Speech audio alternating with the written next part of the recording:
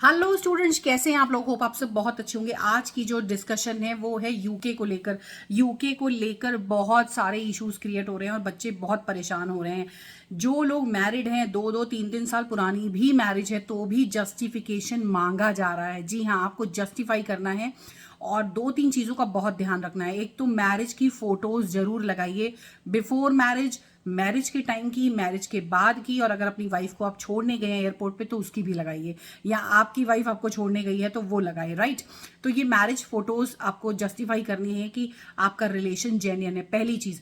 दूसरी चीज, जब मेन एप्लीकेंट यूके पहुंच जा रहा है तो वो डिजिटल चैट मांग रहे हैं, इसलिए आप जो भी चैट करते हैं वो अपनी पर्सनल चैट है वो आप करते रहिए, लेकिन उस चैट के दौरान कोई भी वीजा इन सब के डिस्कशंस मत करिए, क्योंकि आप कहीं से भी मतलब उनको ये मत दिखाइए कि आप लोग पूरे सेटलमेंट के प्लान से आ रहे हैं कि वाइफ को भेज दिया, मैं पहुंच रहा हूँ।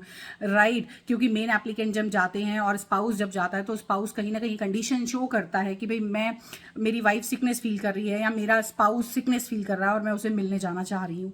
राइट, तो ये दूसरा पॉइंट है जो बहुत ध्यान रखना है। डिजिटल चैट की कॉपी लग रही है, इसलिए ध्यान रखिए कोई भी वीजा रिलेटेड बातचीत नहीं करनी है आपको। ओके, तीसरी चीज याद रखनी है, अगर वो किसी भी तरह से आपके डॉक्यूमेंटेशन से सेटिस्फाई नहीं होते हैं तो आपकी शादी में कुछ क्लोज रिलेटिव्स जो शामिल हुए हैं उनका प्रेजेंस ऑफ प्रूफ मांगा जा सकता है। राइट, तो वो उसके लिए भी एक एफिडेविट बनती है, प्रूफ लगते हैं। तो थोड़ा सा ध्यान रखिए, अपनी मैरिज को जितना हो सके जस्टिफाई करने की कोशिश करिए।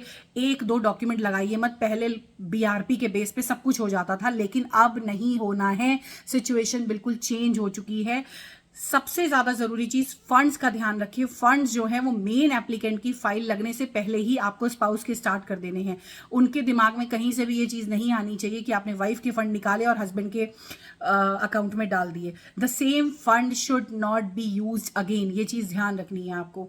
तो ये कुछ टिप्स हैं, कुछ पॉइंट्स हैं जिनको ध्यान में रखकर आप अपनी फाइल को वेटेज दे सकते हैं और अपनी अप्रूवल रेट को बढ़ा सकते हैं। स्पाउस केसेस को लेकर कहीं ना कहीं यूके वीआई बहुत ज़्यादा स्ट्रिक्ट है, वो हर चीज़ में जस्टिफिकेशन मांग रहे हैं। राइट, होप आपको ये वीडियो पसंद आई होगी। पसंद आए तो लाइक करें, शेयर करें, सब्सक्राइब करें और उन लोगों तक पहुंचाएं जो अभी भी वीज़ा एप्लीकेशन करने वाले हैं या अंडर प्रोसेस हैं या किसी तरह का कोई जस्टिफिकेशन आ रहा है, तो यूके वीआई को प्रॉपर रिस्पॉन्स करें। Right, thank you so much.